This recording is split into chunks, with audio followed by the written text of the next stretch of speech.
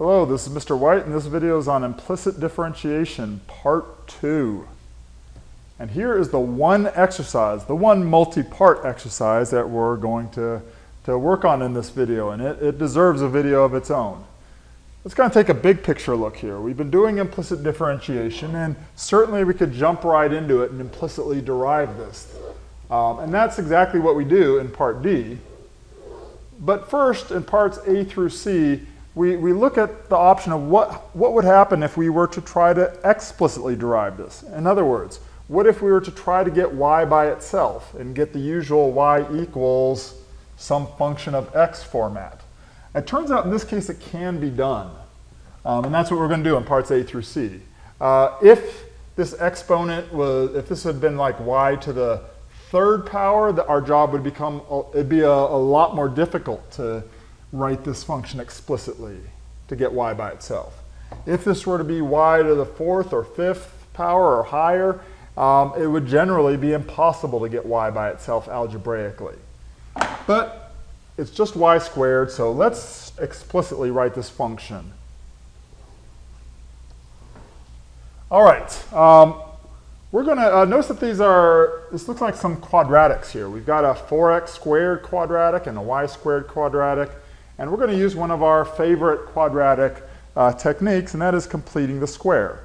So let's get the x's and the y's kind of clustered by themselves.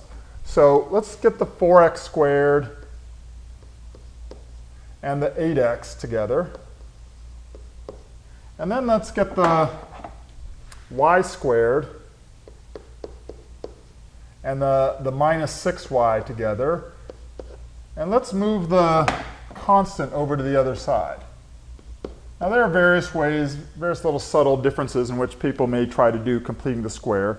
This is the way I do it. I get the constant over to the right side. And let's do one more thing, at least with that x quadratic. Let's factor out the 4. That'll make our life a little easier. So 4 times x squared plus 2x. And let's leave a little space there.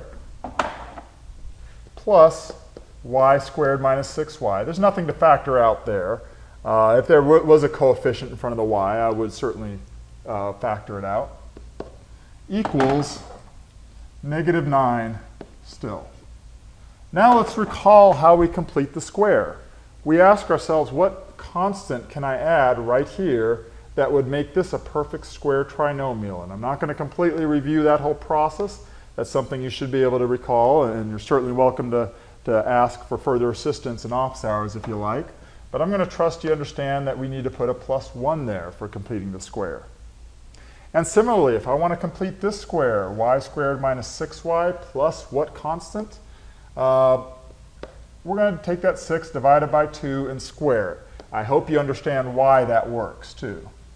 We really want to strive to understand why it works. So I just added 2 constants to the left side. That means that I have to add them to the right side of the equation, right? So let me clear myself a little room. And be careful here. Notice that I'm not really adding a 1 here. Notice that that 1 was inside of parentheses, so it's really being multiplied by a 4. So I really added 4 to the left side of the equation.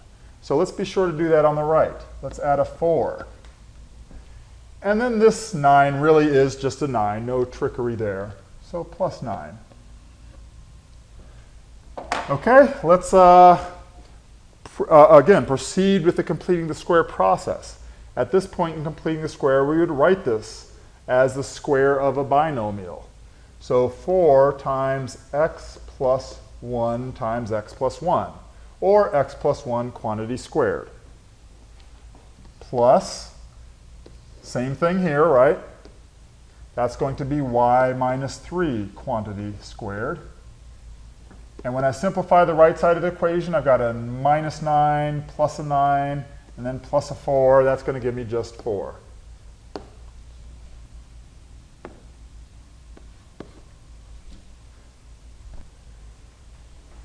All right, I'm going to quickly point out one option that we could go. I'm ultimately going to go a different route, but I always feel bad that in my pre-calculus classes, I always seem to shortchange the conic sections chapter. And so I'm going to give you a little glimpse as to what we might otherwise do if we're doing a different problem here. What's typical to do here with this kind of problem, we're going to find out it's a very familiar shape.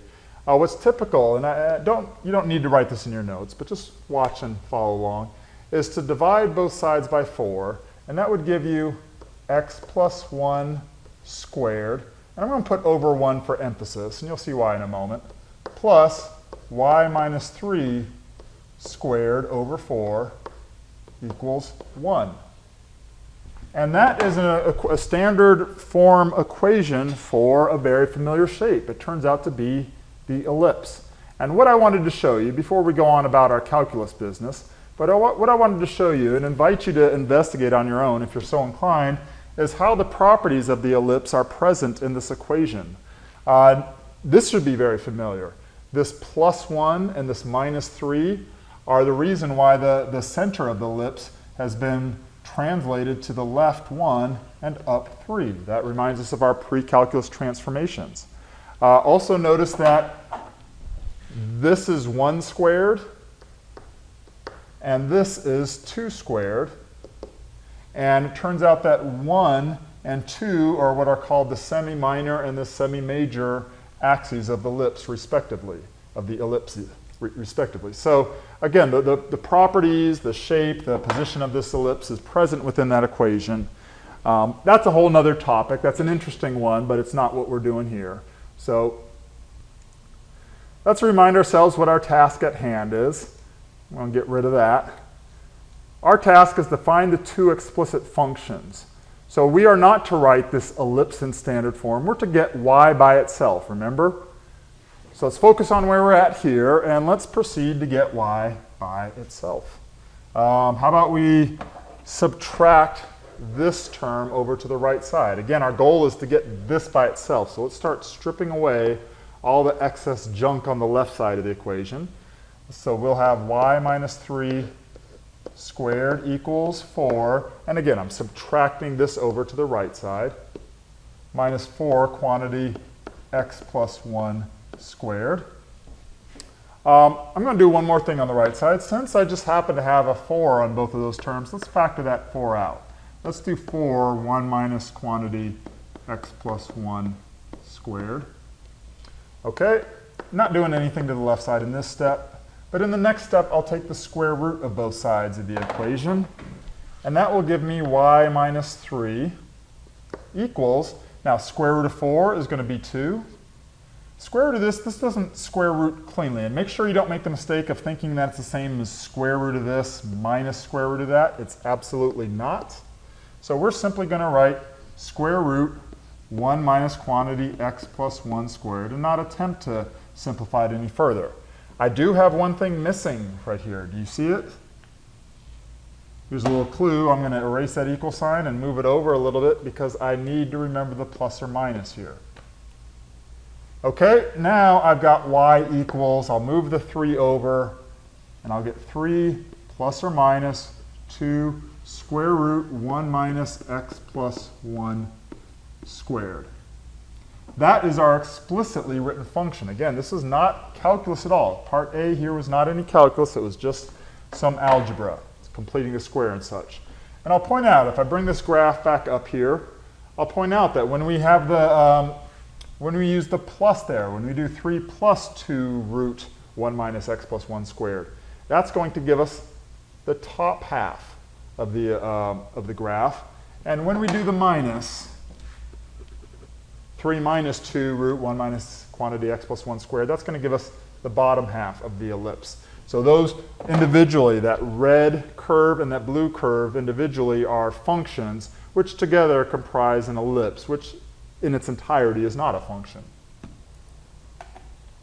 So part B is, we've already kind of done part B, and I'm sure some math teachers would frown upon me for the way I'm going to handle this, but again, I alluded to the fact that if we had done a little bit more with conic sections in pre-calculus, we would do part B completely without a calculator, but since I often end up shortchanging that section, let's go ahead and use our technology a little bit. We were asked to sketch the graph of the equation and label the parts given by the corresponding explicit functions. So here's what I would ask of you. Sure, let's go ahead and type it in the calculator, and I'll remind you that we don't use this very often, but I'll remind you that these curly brackets are something that you can use as a pseudo plus or minus. So if you want to do +2 or -2 here, notice that's what the curly brackets are doing. Either a +2 or a plus a -2 and multiplied by this. If you'd rather just graph this as two separate functions, as a y1 and a y2, involving the plus and the minus, be my guest. I'm just reminding you of a shortcut that I've shown you before. All right, so what I would expect to see is then on the calculator, here are some window settings you may choose to use. Here are the ones I used when I put it in the calculator. And this is what the calculator displays. And notice that that's basically the same thing that we had in the GeoGebra picture. Obviously the window scaling is a little bit different, but if I were to scale this window, stretch it out something like that, we can see that, oh yeah, it's really pretty much the same thing, right? So again, what I would ask of you is to draw that on your page. Kind of hit the key pieces of information there. So for example, I would expect to see the axes here. I'd expect to see the ellipse just tangent to the y-axis there. And let's clearly show that this is a 1 and that this is a 5. And again, you can get all this information either by looking at the, examining the equation or studying the calculator there. But this would be a -2. We could see that the center is at -1, 3. And again, I pointed that out earlier. We can see the 1 and the 3 right there that are responsible for the center being where it is. And again, I would ask that you clearly denote that this top half is the y equals 3 plus 2 square root of 1 minus quantity x plus 1 squared. And that the bottom half is a separate function. If we're really going to emphasize functions here, this would be the 3 minus 2 square root of 1 minus quantity x plus 1 squared. So we've sketched the graph, we've labeled the parts given by the corresponding explicit functions here. Now it's time to differentiate those explicit functions. That's part C. So let's bring the explicit functions back up. This is what we got back in part A. All right, and let's rewrite it in a more calculus-friendly way. Let's rewrite that as 3 plus or minus 2, open parentheses, close parentheses to the 1/2 power. That's represents our square root, right? And then on the inside, let's put our inner function, 1 minus parentheses, parentheses, squared. And even inside that, we've got an x plus 1 in there. So you can probably tell that I'm setting up to do the chain rule here, right? So let's go ahead and do our y prime equals, let's bring this over a little bit. If I derive the outermost function, the green function, I will temporarily move these off to the side and just focus on the green, and I'll get 0 is the derivative of 3 plus or minus 2 times the 1/2 will just give me a 1. Parentheses, and that exponent there gets reduced by a 1/2, so that'll be -1/2. And now I can bring the other function back in. Let's bring the red function in. It goes there, and it also goes here, right? And now I need to multiply that derivative by the derivative of the red function. So the derivative of the red function is going to be 0 because of the 1, right? And then 2 times that negative sign will give me -2. And then parentheses, parentheses, that 2 gets reduced by 1.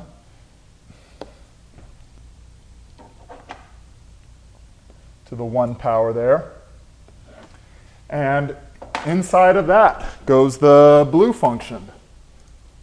So that blue function goes there, there, there, and in the end, I really need to multiply all of that times the derivative of the blue function, which in this case is a 1, Doesn't really seem to make any difference, but I'm just trying to model the process for doing the chain within a chain process. Okay, so that's our derivative.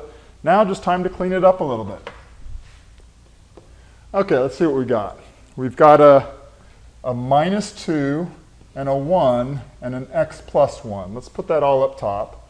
-2, x plus 1.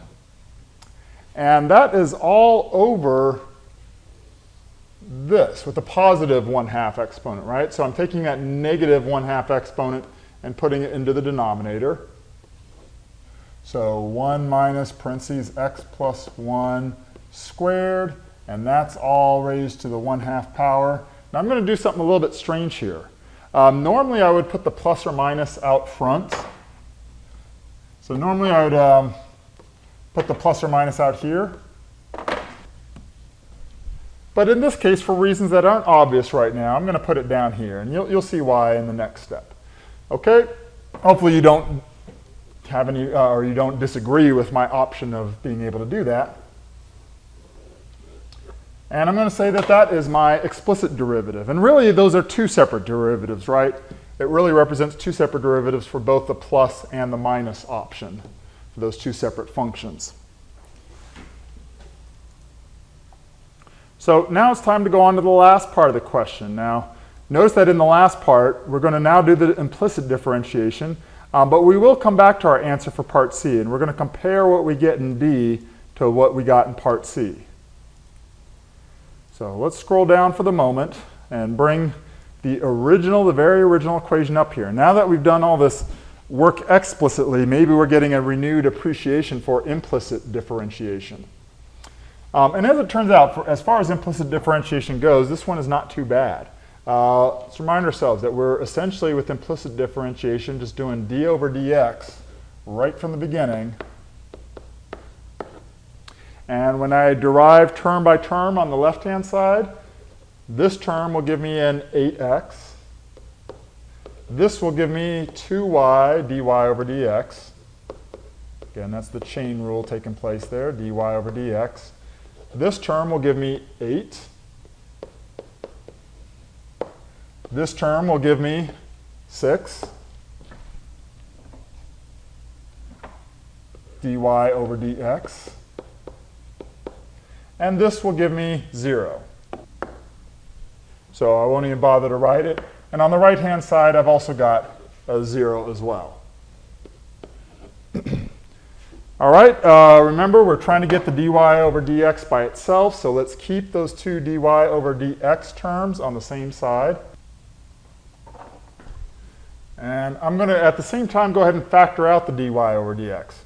So those two terms bracketed in red, I'm going to factor out a dy over dx and put it right beside some parentheses with the 2y, and that is that 2y, of course, minus 6, which is that minus 6 right there. Okay, as far as the other terms go, we'll move those to the right side, so that 8x and that 8 will come over to the right side as a minus 8x minus 8. And now to get the dy over dx by itself, let's divide by this, and that will give us dy over dx equals, and let's go ahead and factor out something here. Let's factor out a minus 8 from this. So let's factor out a minus 8 times x plus 1, right? That's what gives us this. And then that's all over, and let's go ahead and factor the 2y minus 6 as well. We're going to divide it over to the right side, but let's factor it at the same time and do 2 times y minus 3. And that simplifies to negative 8 divided by 2 will give us negative 4 parentheses x plus 1 all over y minus 3. And we appreciate how much simpler implicit differentiation was than explicit in this particular case. Now, we're down to our last task. Remember, we're asked to show that the result is equivalent to the result we got in part C. Let's go ahead and do that. Let's take this result right here. Let me just copy it down here. And let me also copy here, or paste. the explicit equations that we got back in part A. So if y equals all of this, and we've got a derivative that equals this, can't I take this y down here and substitute in this expression? Because this expression I'm circling right now is equal to y, right? Well, that's exactly what I'm going to do. I'm going to substitute in that explicit y over here in for this y down here. Okay, so let's get rid of this y and let's move this over into place. Let's get rid of that. And again, let's be real clear that this is all equal to dy over dx. And take a look at what we've got now. On the bottom, we've got a 3 and a minus 3, so those effectively go away. And notice that between the top and the bottom, we've got a 4 and a 2 right here. So I'm going to reduce that. I'm going to reduce that 4 and that 2, and I'm going to make it just a single 2 up top. Let's put the negative and then the x plus 1 up top.